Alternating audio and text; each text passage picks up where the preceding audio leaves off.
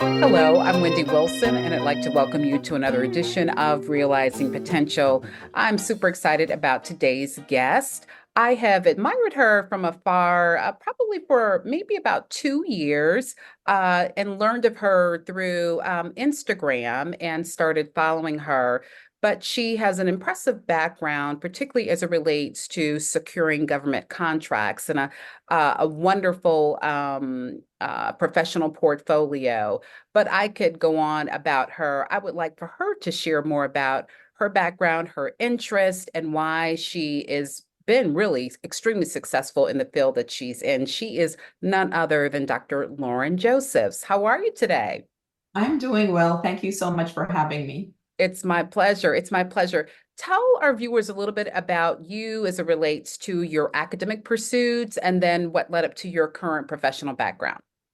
Yeah, I started my career as a licensed psychotherapist. So, that involved getting a master's and specialist degrees in mental health counseling.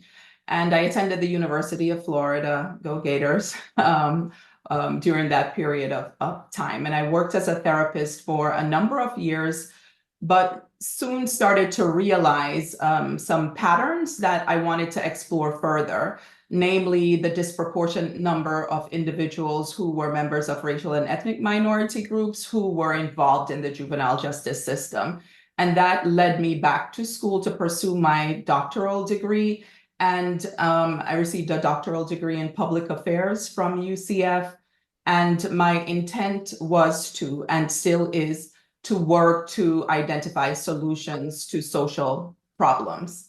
And it was through an unintentional path. A lot happened through serendipity that I ended up in the space that I am today, doing some of the work, as you referenced, in the government contracting arena.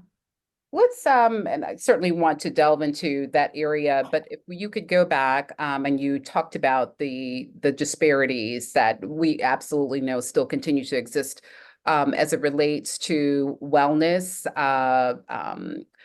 mental wellness, and of course that area is extremely broad. Yes. Um, what concerns me is that we're taking some steps back. Mhm. We understand that our mental and emotional being is at the core of every and anything that we do.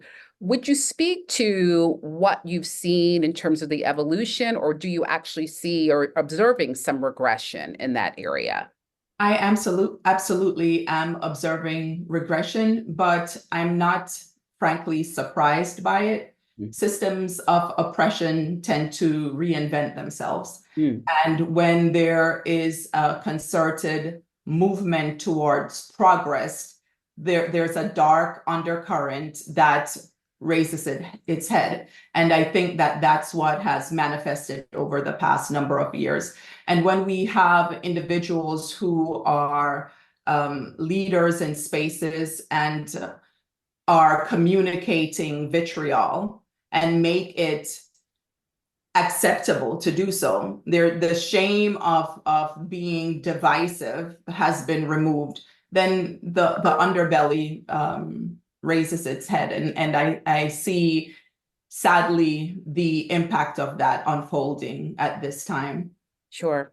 Um, I don't want to miss an opportunity. Despite those realities, we do know that there is still a profound and a significant need to bring mental health and wellness to the forefront, particularly in those marginalized communities where we, in many instances, still have yet to embrace Mhm. the impact and the importance of that.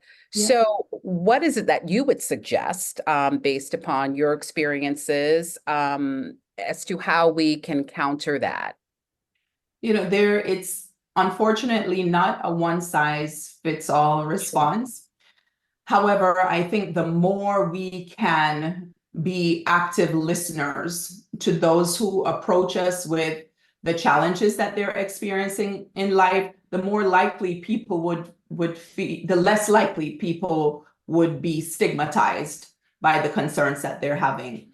I'm Jamaican, and I can speak for my culture, and there are several other cultures who have had a shame-based philosophy around being unwell in any area. So many people have been told to fight through whatever it is that they're experiencing. And so there's a lack of tendency to seek help. Yeah. The other side of it, though, Doc, is that we as a society are less equipped to recognize when we need to seek support for mental health concerns. There's no guidance, not like you have guidance with, from a child is born with the well baby checkups to as you get older, as a woman, gynecological checkups, checks for breast cancer. There are certain benchmarks that we are told we need to be mindful of on the physical health side. But on the mental health side, there are no such guidelines that are broadly communicated. And I think it's to our detriment. And as a result, what we have seen in the data is that it takes an average of 11 years for an individual who has experienced a mental health concern to seek help. 11 years. Wow. That's staggering and quite sobering. Uh, That, and so do we then add some additional years to that when we talk about these communities and these marginalized groups who have yet to accept again the importance and value of, as you gave those wonderful examples, when we go to check our physical health. And so we go for gynecological exams, and we go for eye exams, and we go to have our teeth checked. All of those things that we can check off, and then we miss the part of the counseling and even those environments where we can then be diagnosed if there's some challenges. So my mind is spinning, because if you're saying that there is an 11-year basically lag, coupled with those systems that we know we are oftentimes victims of, it's a horrific storm that we continue to exist within. And then let's also remember we just dealt with the pandemic. Yeah. Yeah, and the consequences of that, the feelings of isolation. I thought that we were hopefully making some improvements, and I'm going to base it on you, certainly are the expert in terms of generations, working in a higher education space here at Albany State University, and continue to be very proud of the students that come forth and say, yes, I need some help. Yes, I need some, this has been my diagnosis or not, but I'm just not feeling well. And they're stepping up to the forefront and taking the lead. So I'm just in awe. I'm very concerned, and I know you see it on the forefront on a daily basis. But Yeah. wow, so 11 years. Yeah, and you're absolutely right, because that's on average. So there are some individuals, and likely in the segments that are less likely to seek support, are more likely to have poor outcomes. The average will likely be longer for those populations. Wow, wow. Okay, so let's before we transition into the other area that you do so well, is there something give us some direction and some guidance in terms of if we find ourselves in a state where something does not feel quite right or is amiss, and we need some support to help us just navigate day to day emotionally and mentally. Yeah. Offer some words. Yeah, one of the things that I typically recommend, because people are less stigmatized by starting with their primary care doctors, Okay. is to start the conversation there. Yes. People are more comfortable in talking to their physicians, and now there are collaborative care models where some private practices, physicians' offices, also have mental health practitioners on site. there's a growing movement around that collaborative care model because of the reasons that we previously described and the stigma that's typically attached to seeking mental health services. So I would say talk to your doctor, someone who you have been comfortable in seeking services with, someone that you trust, and you can start the explorative process there. Outstanding. Thank you so much for that. Now, the government contract space, you have expanded your business portfolio and certainly a in the healthcare wellness space, mental wellness space, and done great work in that particular area. But then at some point, you ventured off into securing government contracts and then training and coaching others. And you've done very well in that area. Share with particularly our students that might be watching that you do not have to confine or limit yourself to one profession, one discipline. The opportunities await, and to certainly follow your passion. Absolutely, the opportunities are frankly endless. I like to let people know that the federal government is the #1 purchaser of goods and services on the planet, goods and services. So whether you are interested in selling products to the government or services, there are opportunities for you. So when I started, it was because I had made the shift from doing day-to-day mental health service provision, and through my doctoral degree had started to work more in health disparities, assessing the reasons for the poor outcomes in some segments of our communities and designing strategies around solutions. And I started to consult in that area. And I knew that for me to hone into my area of interest, which is really to eliminate disparities in health outcomes, both mental health and physical health, I had to have the space to pursue my interests unapologetically. Sometimes I have found from my experience, and this is not everyone's experience, but working for large corporations, sometimes there are limits to your ability to pursue what is in your heart to do. So it was because of that that I started a consulting firm.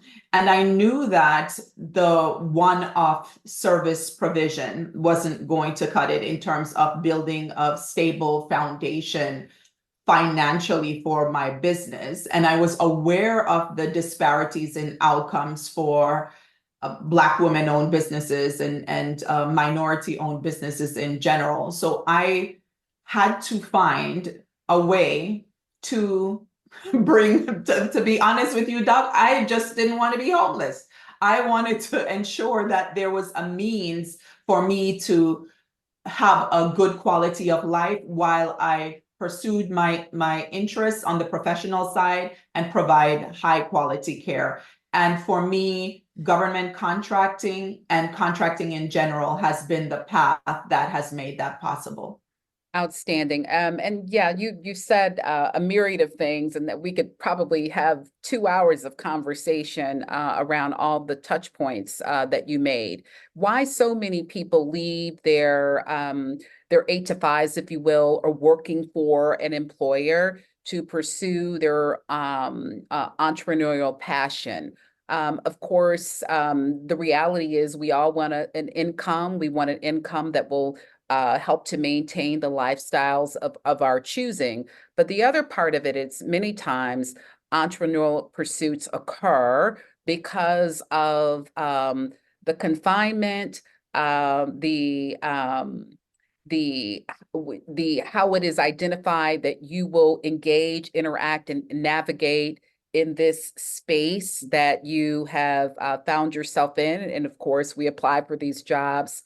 The list goes on and on, but at the end of the day, you're held to expectations and outlined criteria. And Right. sometimes, I shouldn't say sometimes, in many instances, it does not align with who you are in terms of your authentic self. So you then have to make some decisions. Right. And what we have seen, I know you and I, in the spaces that we've been in, we've just observed where back to the whole wellness piece, particularly the emotional and mental wellness, sometimes that comes at a cost. Absolutely. It Yeah. absolutely comes at a cost. And because I'm a health disparities researcher and I see there's a common thread. You see lack of financial resources underlies poor outcomes, right? That's one of them. And so for me, you mentioned delving into the government contracting space and having the opportunity to support other Black women as they pursue funding opportunities. For me, it was my attempt to address the disparities in outcomes in small Black women-owned businesses. I don't know if you are aware that on average, Black women-owned businesses earn under $25,000 per year as compared to $216,000 per year for white women-owned businesses. And we struggle tremendously to pursue our interest, and it's not lack of skill or ability, right? We're highly competent, highly skilled, highly educated, and have gifts that really we ought to be sharing, but we fall apart because of the lack of funds. And I have seen over the years this approach that I find problematic, where it's leading with the loans, access to credit cards, which is important. We need to leverage our credit.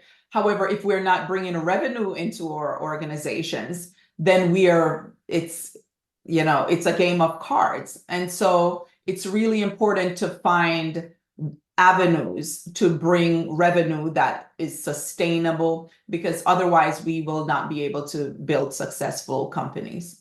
Yeah, I wholeheartedly agree. And so certainly there's a financial piece, which is, the foundation of much of our ability to get started, sustain, and then absolutely advance. And then there's the access piece Yep, too. absolutely. Absolutely. So knowing the Dr. Lauren Josephs, who can then introduce you to those opportunities, or those individuals who can then allow you the access that you absolutely need. And I concur, and we have said this at exhaustion, where it is not a matter of what it is that you are bringing to the table. We bring tables under our arms, on our back, carrying them on our heads. We are extremely and abundantly qualified. And so at the end of the day, as you mentioned earlier with this conversation, it's those systems in place Yeah. that don't allow us the access, the entry to even get started. Absolutely. Yeah. So tell us a little bit more specifically who your client is. And I'm sure we'll have some listeners out there that we've piqued their interest and they too would like to enter into this space. So tell them how they can reach you and what they can expect. Yeah. So if you are someone who's listening and so I'm going to speak of two clients. Sure. In my consulting capacity, which is what I do primarily on a day-to-day basis, I provide research, evaluation, training, and technical assistance to organizations, primarily in the health space, mental health and physical health. So individuals who are trying to assess the effectiveness of their programs and need evaluation services, or individuals and organizations that are trying to design programs that may have a more positive impact, particularly with communities that have differences in cultures from the general majority population, soon to be minority population of the United States. I do those services, continuous quality improvement efforts, and so on. So research, evaluation, training, and technical assistance. Specifically with regards to the government contracting, this is a very small part of what I do. I do this from my heart, because really to try to address the disparities in outcomes in Black women-owned businesses. So for Black women who have businesses or are interested in starting businesses and pursuing government contracting. I teach through an incubator, the grants and contracts incubator, everything that you need to know about government contracting. And I say everything, knowing what everything means. So not just everything as a filler word. Yes. So we talk about everything from registering in the appropriate areas that you need to be registering to be eligible to pursue funding opportunities, both on the grants side and the contract side, the rules that are in play that you need to be familiar with so that you can operate in integrity and be compliant, because that's really important. So we talk about the federal acquisitions regulations. You learn the way of conducting market research, so you understand who the funders are that are best suited for your professional areas of interest. And so that's a big part of it. You learn how to write proper proposals, to place bids, and how to do the follow-up. So really, from and someone who just has an interest will leave the cohort with a full understanding of what is required to be successful, and also during the process will identify an opportunity that they will be pursuing so that they can apply the lessons learned. And that is wrapped around ongoing supports through office hours. So during the incubator, there are twice weekly office hours for the participants, in addition to the 2-hour weekly didactic portion. And then following the incubator, there's also twice monthly at no additional cost office hours so that they can continue to receive guidance and be Excellent. successful. And your next incubator session is coming up in the fall? Yeah, it's coming. It starts in August. I offer 2 incubators per year. One is wrapping up now. We have a wonderful cohort that's really making gains, and I'm looking forward to see their outcomes. But yes, in August, cohort 4 will start. Outstanding, outstanding. Well, I'm looking at that and trying to rearrange my schedule. As I've shared earlier, I have been quite impressed with who you are, what you do, and the impact that you have really on a global level. So that has always been impressive. You have lead a very busy life, and so I ask all my guests. So the 2 questions that I have, because we do have to step away from these professional spaces because we are not just that individual. We are multifaceted. So what is it that you do on a recreational level? I'm an avid reader, and if you are as well, share with the viewers a book that has most impacted your life that you find yourself going back to, and what else is it that you do for fun? Yeah, I like to travel, and travel far and travel near. So sometimes I explore areas in my own community that I wasn't previously familiar with, but I've traveled far and wide to places like Brazil and South Africa and Russia and China and many places. I'm fascinated by cultures and love to see and learn about people's experiences and their frames of reference. And I see so many commonalities in human beings, and often am dismayed that we feel that we are so far apart. We have more in common than not. I am an avid reader. One of the books that I have enjoyed over the years and is by Nelson Mandela, The Long Walk to Freedom. It just speaks to the human spirit in a way that resonated with me, to be able to move through life and have such tremendous challenges and remain still so to hold on to integrity and compassion and care about human beings is tremendous. And so that's one of the books that I enjoy.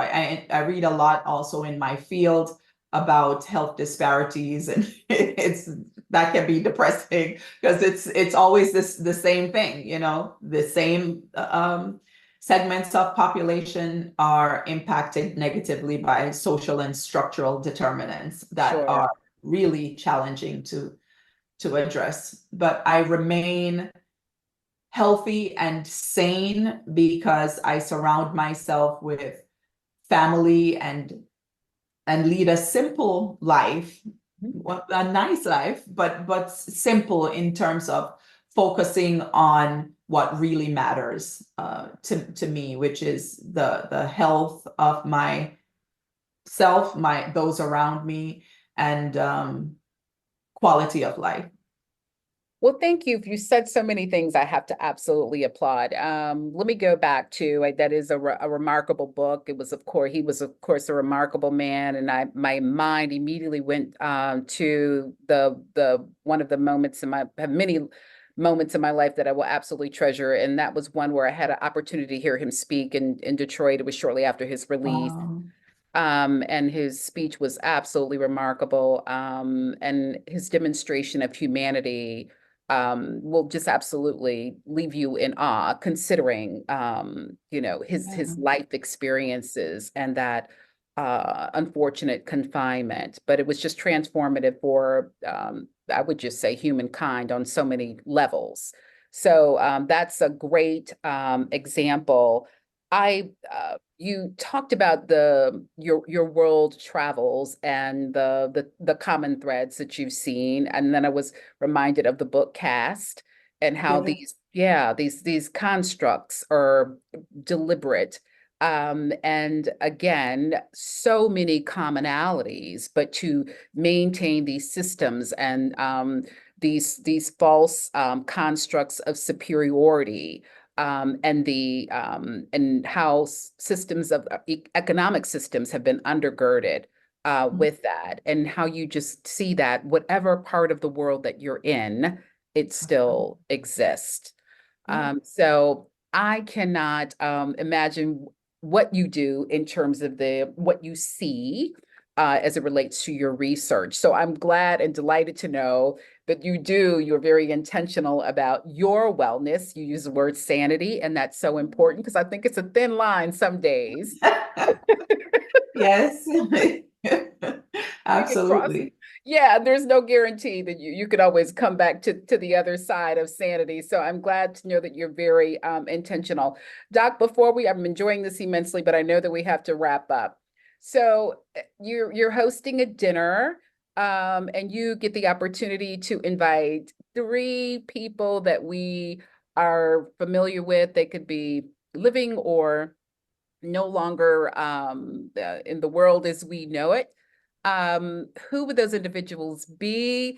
Oh, Doc, I think this is not hard for you. I see your face like, oh my gosh. Oh my gosh. And what would you serve? Wow. Wow. That's a wonderful question. And my mind just started going all over the And if place. you can name, you have more than three, then yeah, Yeah. absolutely. Yes. So I would absolutely invite Jay-Z. See, I knew it. I knew it, Doc. I knew you and we need to do a DNA check. Isn't he amazing? Just, yeah. Oh my God. It's funny. My family will laugh because they're like, yeah, you will leave us outside. No, but Jay-Z, I would love to invite Michelle Obama. Okay. I would want my father is no longer alive, and I would love for him and my mother to be there, Mhm. just because of what they have meant to me in my life. So anything that I find to be exceptional that I have the opportunity to experience, I always think of them Yeah. because I know the sacrifices that they made to make things possible for me. So those are the people I would say. I have like 20 more, but you said three and I made it four. So I'll That's okay. Those and are what great. I would serve Jamaican food. I would serve jerk chicken and curry chicken and rice and peas, and I would say it would be a Jamaican spread. I love it. I love it. I said that was going to be the last question, but I got to go back to the Jay-Z invitation. So, what's the one burning question you would want to ask him? You know, I don't know that I have a burning question. I just have such a respect for people who transcend Yes, and people who evolve and people who are not afraid to, in public, become a better version of themselves, because there's so much emphasis, I think, that's placed on sameness or staying true or, not selling out, that sometimes we miss the mark on that. And I just have loved to see how, given the challenges, that's a theme I'm hearing myself speak about right now. But the challenges that people who transcend are people who I look towards as examples to follow. I love it. Yeah, that is absolutely accurate about him. And besides his music, that's a whole nother dinner conversation that we could have. You could discuss that. But I totally agree about his ability to transcend, to reach so many global communities. And what I particularly am fond of is that the bravery to try anew, and that Exactly. speaks to that transcending part. Yeah. But he's a published author, and Yeah. brilliant mind, and that's been demonstrated and displayed in his lyrics. World traveler, and then his business acumen is just Yeah. bar none. And of course, Mrs. Obama could bring Mr. Obama. Yeah. And of course, Jay-Z could bring Mrs. Carter, Beyonce. Absolutely, Be a absolutely. good dinner. Yeah, both of those women have made some great decisions as it relates to their spouses, their marital choices. Doc, I could talk to you forever, and know that you are always welcome back. I'm so excited about what you continue to provide communities across the globe, particularly women of color. I know you've had a huge impact in helping them to have a generational effect as it relates to their businesses. So hats off to you. Continued success. And I look forward to signing up for an incubator very soon, and learning a little bit of that wealth of knowledge that you so generously share with others. Thank you so much for having me. It's been a pleasure. It has been my pleasure. Viewers, thank you so much for joining me today for this edition of Realizing Potential. I'm Wendy Wilson, and I look forward to seeing you next time.